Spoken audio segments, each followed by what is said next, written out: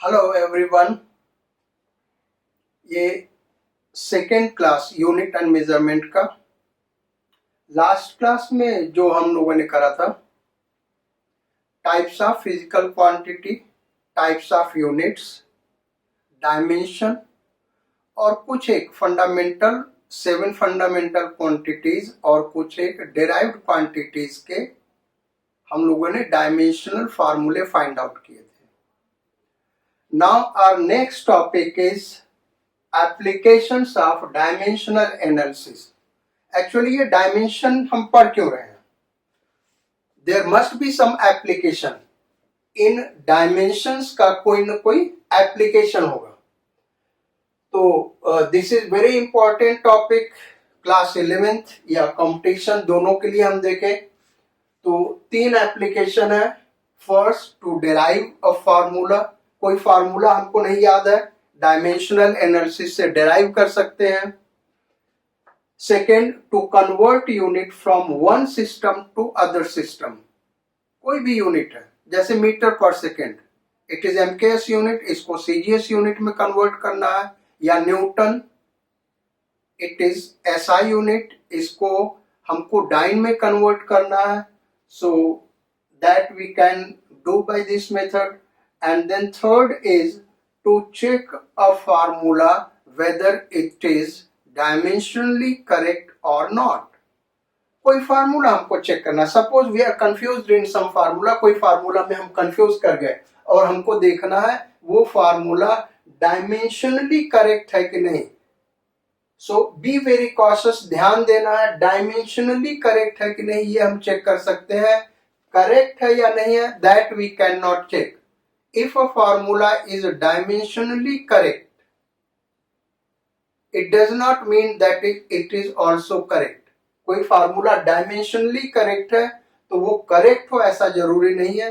जैसे k is equal to half mv square, this is correct formula, but k is equal to mv square, it is dimensionally correct but it is not correct formula.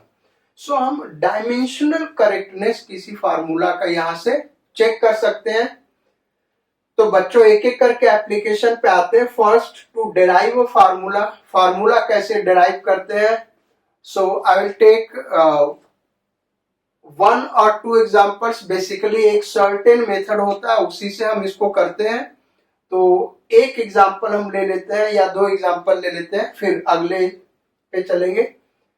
So write down a question. Question आप लिखो, हम यहां board पे नहीं लिख रहे हैं, आप क्वेश्चन लिखो। काइनेटिक एनर्जी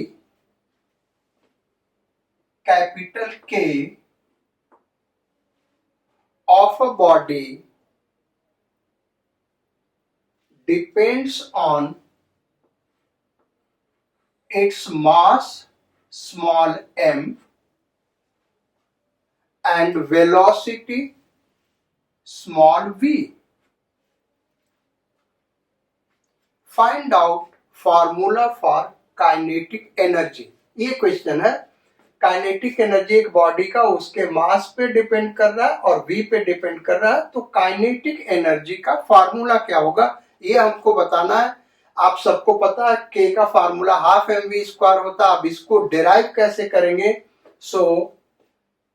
कैसे करेंगे भाई? हम देखो, जितने भी फार्मूले हैं उसमें प्रोडक्ट रिलेशन होता है और कुछ पावर होता है। जैसे k equal to half mv square, linear momentum p equal to mv, then gravitational force capital G m1 m2 upon r square, electrostatic force 1/4 pi epsilon nought q1 q2 upon r square. ऐसे बहुत सारे तमाम फार्मूले हैं। तो उसमें होता क्या, प्रोडक्ट रिलेशन है। There are some limitations of this method. इसका लिमिटेशन भी है, जैसे डायमेंशनलेस कांस्टेंट हम यहां से नहीं निकाल सकते, हाफ नहीं निकाल सकते। दूसरा, अगर फार्मूले में एक से ज्यादा टर्म है राइट साइड में तो वो हम डिराइव नहीं कर सकते। जैसे v equal to u plus at हम डिराइव नहीं कर सकते। s is equal to ut plus half at square derive नहीं कर सकते। ऐसे v square equal to u square plus 2as derive नहीं कर सकते हैं। तो अब इसको डिराइव कैसे करें? सो क्या करेंगे हम सपोज कर लेते हैं late k is directly proportional to m to the power x v to the power y। हमको x और y निकालना है। जब भी फार्मूला डिराइव करने के लिए आएगा सारे क्वेश्चन में यही करना है। इस तरीके से हम सपोज कर लेंगे let k directly proportional to m to the power x v to the power y। इसको नंबर 1 दे दिया, ये इक्वेशन नंबर, बेसिकली ये इक्वेशन नहीं प्रोपोर्शनलिटी रिलेशन है। Now write down putting dimensions on both sides, putting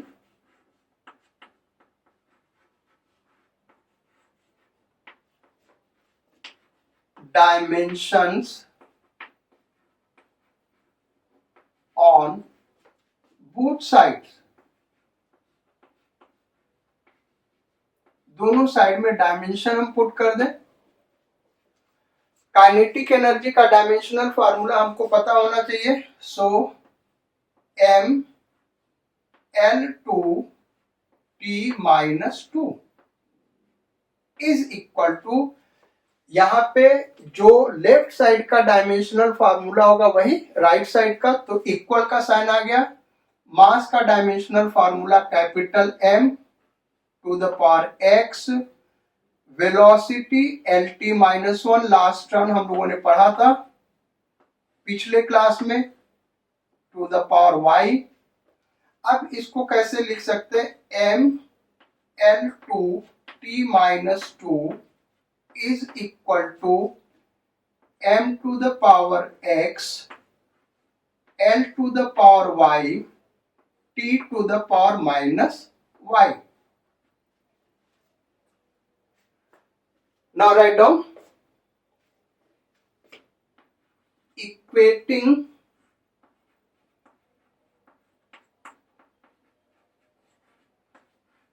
powers of m l and t। m l t का power दोनों तरफ इक्वेट कर ले। सो इस साइड में पावर क्या है? x m का, और इस साइड में m का पावर क्या? 1।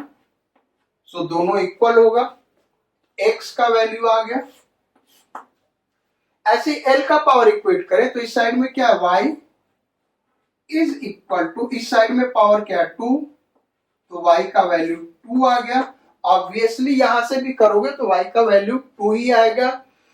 इसका मतलब जो हमारा रिलेशन होगा वो यहाँ x और y का वैल्यू आ गया, इसको इक्वेशन 1 में पुट कर देंगे। सो by equation 1 k is directly proportional to m to the power 1 v to the power 2। अब m to the power 1 means m, so k is directly proportional to mv square। so this is our answer। ये हमारा answer आ गया।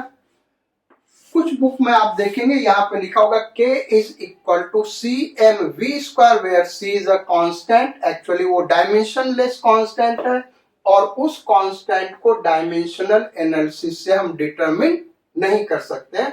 सो इस तरीके से हमने ये formula derive कर लिया। Is it clear to everyone? देखिए सेकेंड क्वेश्चन, एक और क्वेश्चन हम करेंगे इसी के ऊपर, एग्जैक्टली सेम स्टेप्स हमको लिखना है। So I think 2 questions are sufficient on this one, और इन्हीं 2 क्वेश्चन का आपको प्रैक्टिस करना है। फिर आप कोई भी बुक ले लीजिए, वहां से प्रैक्टिस करिए, और जो क्वेश्चंस आपको नहीं आते हैं please share with me those questions. हमको वो क्वेश्चंस जरूर बताइए, हम आपका हेल्प करेंगे। सो नेक्स्ट एक इंपॉर्टेंट क्वेश्चन है, उसको लेते हैं। Right down question number 2। Time period capital T of simple pendulum depends on mass small m of the bob, length small l of the thread, and acceleration due to gravity small g. Find out time period of simple pendulum. यानी question क्या करे बेटा कि एक simple pendulum है और simple pendulum ऐसे simple pendulum ये आप लोगों ने देखा होगा क्लास 9th या 10th में। एक बॉब है यहाँ पे, अगर इसको साइड वे में हम यहाँ पे पुल करके छोड़ दें तो इट बिगिंस टू ऑसिलेट, तो ये ऑसिलेट करने लगेगा। इस ऑसिलेशन का टाइम पीरियड क्या होगा ये हमको बताना। So we have to find out time period of this simple pendulum. दिया हुआ इन फैक्टर्स पे डिपेंड कर रहा है।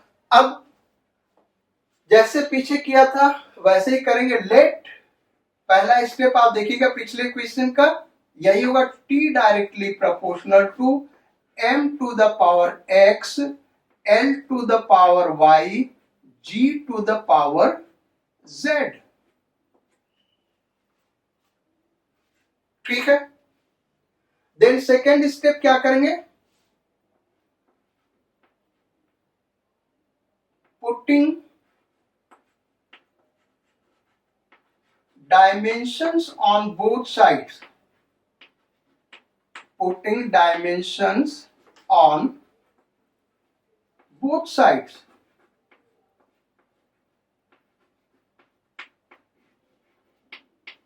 डायमेंशनल फार्मूला लिख दे तो कैपिटल टी क्या टाइम पीरियड, टाइम पीरियड एक टाइप का टाइम इंटरवल है। So it's dimensional formula will be capital T.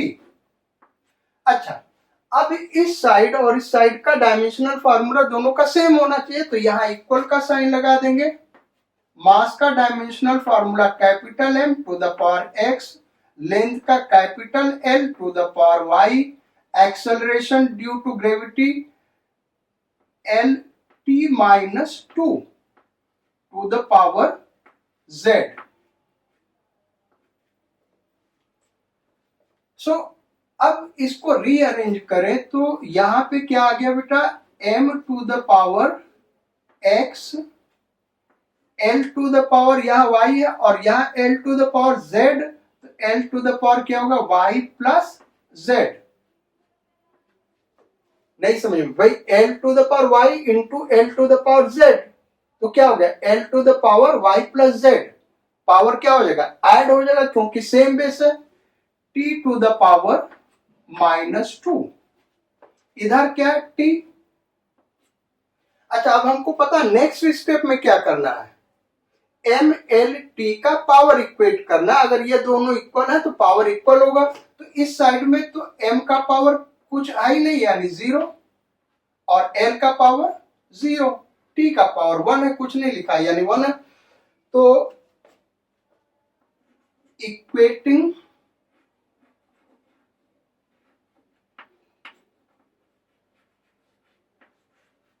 Power on both sides, दोनों साइड में पावर इक्वेट कर दें। So m is equal x is equal to, यहां देखिए भाई, तो x इज इक्वल टू क्या हो गया 0, x का वैल्यू आ गया। अच्छा, z इज इक्वल टू, यहां पर माइनस z और यहां पे 1 है, तो minus z is equal to 1, या यहां से हम कह सकते हैं z इज इक्वल टू, यहां 2 भी था ना, ये हो गया l to the power y plus z और यहां minus 2z, t to the power, ये पावर इंटू पावर हो जाएगा माइनस 2z, तो minus 2z is equal to 1, यानी z इज इक्वल टू क्या आ गया -1/2। अब L का पावर इक्वेट करें तो यहां क्या y plus z is equal to left side में L का पावर क्या 0, सो y का पावर क्या हो गया भाई z माइनस z हो गया, और z हमने निकाला माइनस हाफ, यानी y is equal to half. Now putting these values in equation number 1, equation number 1 में ये वैल्यू पुट कर दें, so by equation 1 से देखें तो क्या हो गया, p is directly proportional to m to the power 0, x है ना m 0, l to the power half, g to the power minus half. Further इसको हम कैसे लिख सकते हैं, p is directly proportional to under root l by g. m to the power 0 1 हो गया, ये रूट l और ये नेगेटिव पावर है नीचे चला गया, so this is the answer. ये आंसर है बेसिकली जो करेक्ट जो फॉर्मूला हम लोग जानते हैं वहां पे क्या है, t equal to 2 pi under root l by g. क्योंकि प्रोपोर्शनलिटी कांस्टेंट इस मेथड से हम नहीं डिटरमिन कर सकते, so we will not show that one. ये हमारा फार्मूला डिराइव हो गया. अब आते हैं इसके सेकेंड एप्लीकेशन पे, to convert unit from one system to other system. तो एक सिस्टम से दूसरे सिस्टम में यूनिट कैसे कन्वर्ट करेंगे, that we have to understand certain mathematical steps है बेटा. हर क्वेश्चन में वैसे ही करना है.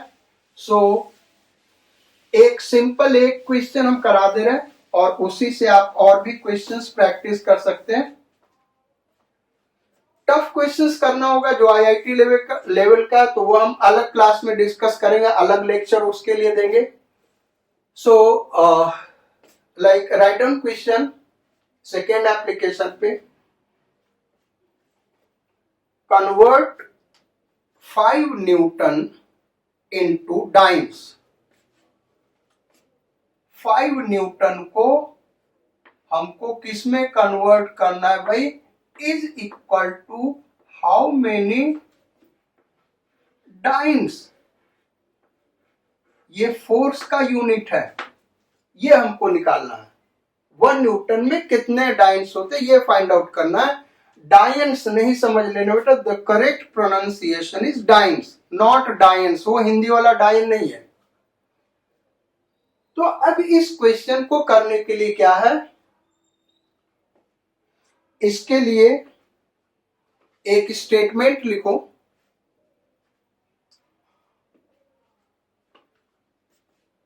The product of magnitude and unit remains constant in all systems. यानी मैथमेटिकली हम कहें तो हम ऐसे कहेंगे n1u1 is equal to n2u2. Product of magnitude या numerical value and unit remains constant in all system, system 1, system 2. इसका एक एग्जांपल, इसको समझा रहे, इसका मतलब क्या, इसका एग्जांपल लेते हैं. 1 metre is equal to 100 centimetre. भाई मीटर सेंटीमीटर के बराबर नहीं है और 100 के बराबर नहीं है, लेकिन product of numerical value and its unit is same in MKS system and CGS system. इनका जो प्रोडक्ट है एमकेएस सिस्टम और सीजीएस सिस्टम में बराबर है. या दूसरा एग्जांपल ले लेते हैं. 1 kg इज इक्वल टू 1000 ग्राम। जानते होंगे आप लोग ये।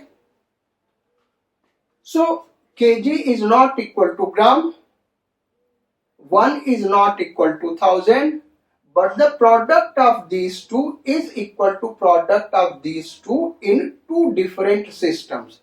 ये MKS सिस्टम, ये CGS सिस्टम। तो MKS सिस्टम और CGS सिस्टम दो डिफरेंट सिस्टम में न्यूमेरिकल वैल्यू और यूनिट का प्रोडक्ट इक्वल होता है, कांस्टेंट होता है। इसी को हम यहाँ पे अप्लाई करने जा रहे हैं। कैसे अप्लाई करेंगे देखिए। तो 5 न्यूटन को हमको कन्वर्ट करना है डाइन्स में। सो N1 इज 5। अब ये न्यूटन है, तो न्यूटन किसका यूनिट है भाई? फोर्स का। फोर्स का डायमेंशनल फार्मूला रख दें M L T -2। ये हो गया। किस सिस्टम में भाई? सिस्टम 1, ये MKS वाला सिस्टम है। इज इक्वल टू, इसको सपोज कर ले ये N आ रहा है। डायमेंशनल फार्मूला फोर्स का M L -2, लेकिन सिस्टम क्या है? सिस्टम 2। तो N इज इक्वल टू क्या हो गया? N इज इक्वल टू, इसको इधर लेते हैं 5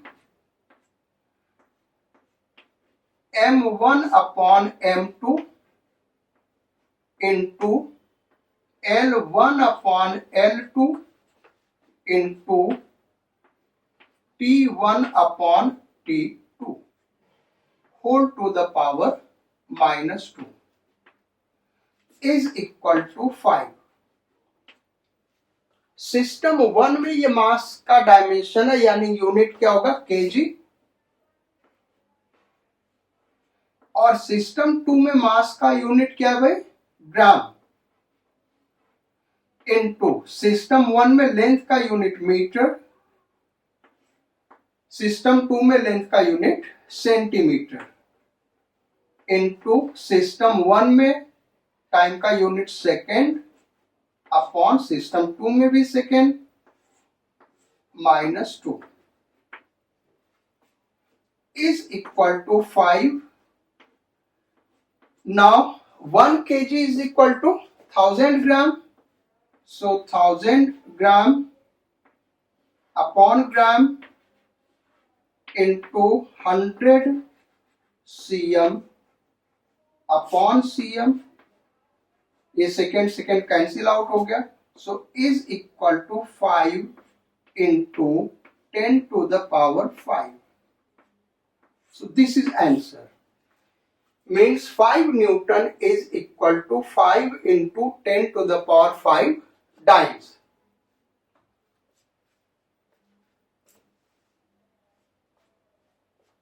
So is it clear to everyone? समझ में आ गया बेटा? तो जितने भी क्वेश्चंस है इसी टाइप के होंगे। अब नेक्स्ट एप्लीकेशन पे आते हैं, थर्ड एप्लीकेशन। जो थर्ड एप्लीकेशन है, that one is very important by competition point of view। competition point of view से ये थर्ड एप्लीकेशन बहुत ही इंपॉर्टेंट है। to check a formula is dimensionally correct or not। Correctness check करना है एक formula कि वो डायमेंशनली करेक्ट है या नहीं है। तो basically this question depends on a law. So write down that law, and that law is law of homogeneity of dimensions। it is principle of homogeneity of dimensions or law of homogeneity of dimensions। so law of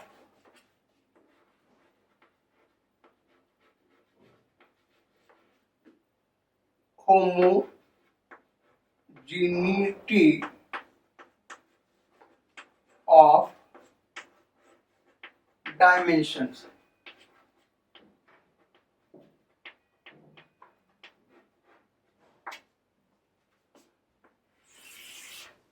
क्या है ये law?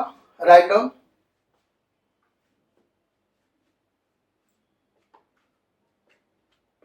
Heading लिख लिया तुमने, चलिए लिखे हुए physical quantities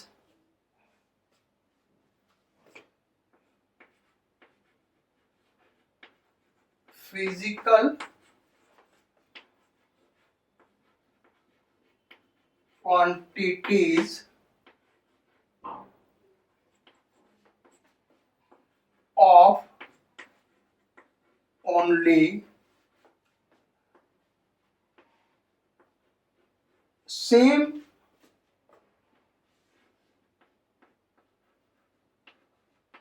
dimensions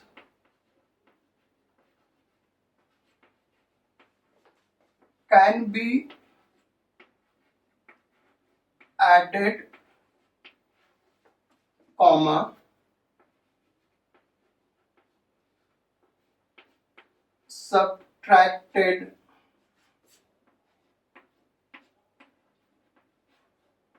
or equated. ये है भाई law of homogeneity.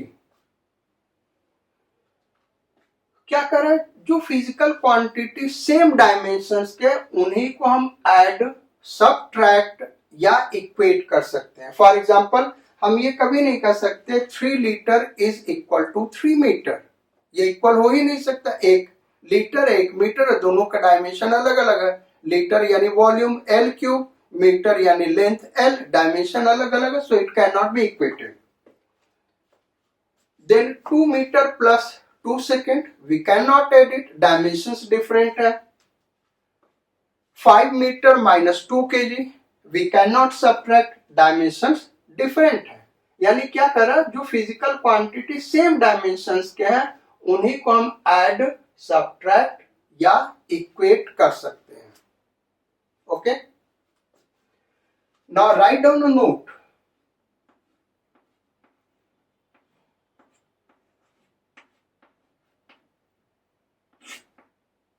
Write down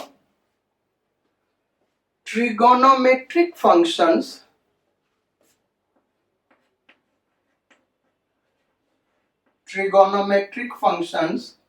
comma exponential functions comma and logarithmic functions are dimensionless। Sine theta, cos theta, tan theta, ये सारे के सारे क्या है भाई, डायमेंशनलेस है। और theta itself is a dimensionless because theta is arc upon radius. ऐसे exponential function 10 to the power 7, उस 7 का कोई डायमेंशन नहीं होने वाला, और इस 10 टू द पावर 7 का भी कोई डायमेंशन नहीं होगा। Logarithmic function log 10, log 20, log 100 आप फाइंड आउट कर सकते हैं, लेकिन log 100 और उसी 100 मीटर हो log के अंदर, it is impossible. In functions का कोई डायमेंशन नहीं होता है। These all are pure numbers, so that you have to keep in mind for tough questions. IIT advance medical questions के लिए, मेंस क्वेश्चंस के लिए आपको ये याद रखना है। तो अब इस पे सिंपल क्वेश्चन से हम स्टार्ट करते हैं, और फिर जो भी टफ क्वेश्चन जैसे हमने आपको पहले ही कहा वो अलग से हम कराएंगे, उसके लिए अलग से क्लास लगाया जाएगा। तो ये थर्ड एप्लीकेशन क्या, इस पे आते हैं। The question is check weather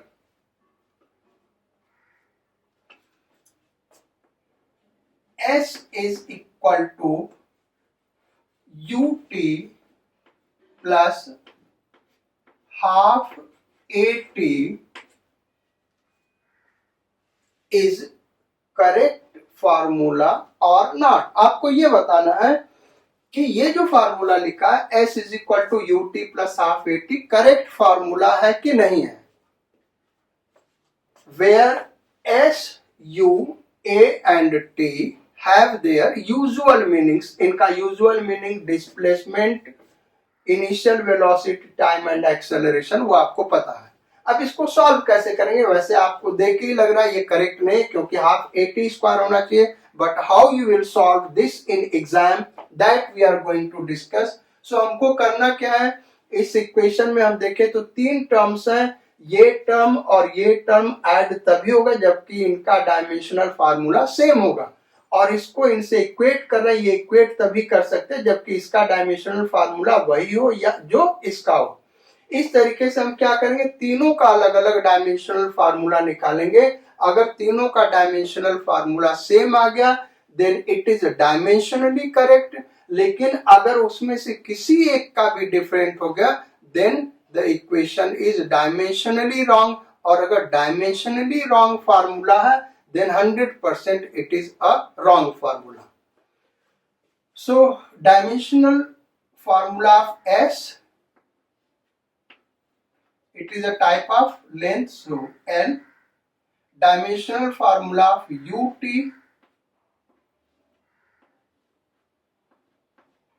so dimensional formula of UT, U initial velocity, L t minus 1 into time का क्या हो गया भाई, capital T, so it is L. Then dimensional formula half A T, half dimensionless pure number A का L T minus 2 into T, so it is L T minus 1। अब क्या लिखेंगे भाई, as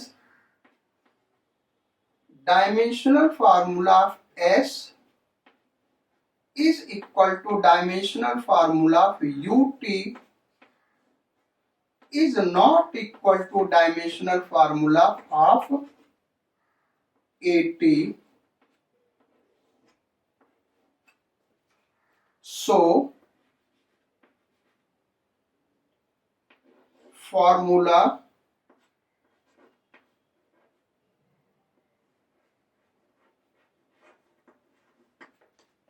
is dimensionally wrong.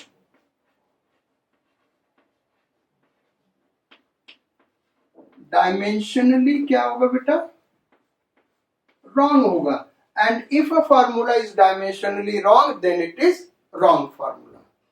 So this is its solution. हाँ, अगर यही half A T square होता तो ये भी क्या आ जाता, एल आ जाता, फिर this is equal to this is equal to this, फिर हम क्या लिखते, so this formula is dimensionally correct. So note करिए इसको।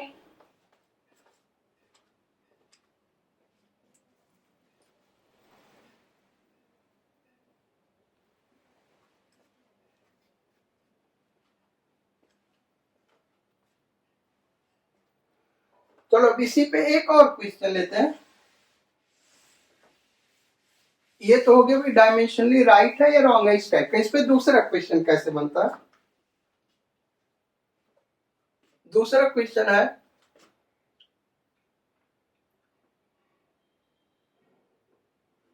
x is equal to at plus bt square plus c, where x and t are displacement and time. Find out dimensional formula of A, B and C. A, B और C का dimensional formula क्या है वो हमको discuss करना है। तो करते हैं, देखिए we are equating this one by this sum of this one, इनके सम से इक्वेट कर रहे हैं तो ये ऐड हो रहे हैं, यानी इनका डायमेंशनल फार्मूला सेम होगा और किसके बराबर होगा, x के बराबर होगा। So dimensional formula of AT is equal to dimensional formula x, और डायमेंशनल फार्मूला ऑफ A हमको निकालना, t is time capital T, x का क्या हो गया L, so dimensional formula of A is LT -1. Then dimensional formula BT square is equal to dimensional formula of x. क्यों भाई? क्योंकि ये दोनों ऐड हो रहा है, इसका मतलब जो डायमेंशनल फार्मूला इसका होगा वही इसका होगा, वही इसका होगा, और इसका क्या होगा, इसके बराबर होगा, क्योंकि इक्वेट हो रहा है, तो ऐसे इसका किसके बराबर होगा, इसके बराबर होगा। तो डायमेंशनल फार्मूला b टाइम का t, तो ये t square is equal to l। So dimensional formula b is equal to l t -2। Then dimensional formula of C is equal to dimensional formula of X. So dimensional formula of C is equal to dimensional formula of X, that is L. So please note it down.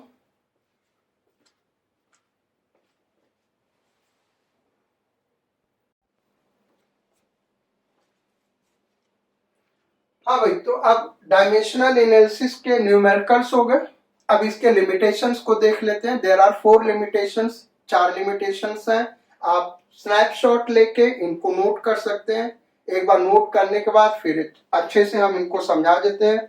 The first limitation is that we can not tell whether a quantity is scalar और vector. कोई quantity scalar है या vector है, उसके dimensional formula से हम नहीं बता सकते। लाइक डिस्टेंस का dimensional formula L, then displacement का dimensional formula L। On one side distance is scalar quantity and displacement is vector quantity. Then speed, scalar quantity, dimensional formula LT-1, velocity, vector quantity, dimensional formula LT-1। दोनों का same dimensional formula है, तो dimensional formula से हम नहीं बता सकते कि वो क्वांटिटी स्केलर है या वेक्टर है। देन सेकेंड एप्लीकेशन, इसका जो सेकेंड लिमिटेशन है, हम प्रोपोर्शनैलिटी कांस्टेंट को डिराइव नहीं कर सकते जो फार्मूले में इन्वॉल्व हो रहा है। For example, kinetic energy K is equal to half mv square, half cannot be derived. Area of circle pi r square, pi cannot be derived by this formula, उसको हम डिटरमिन नहीं कर सकते हैं।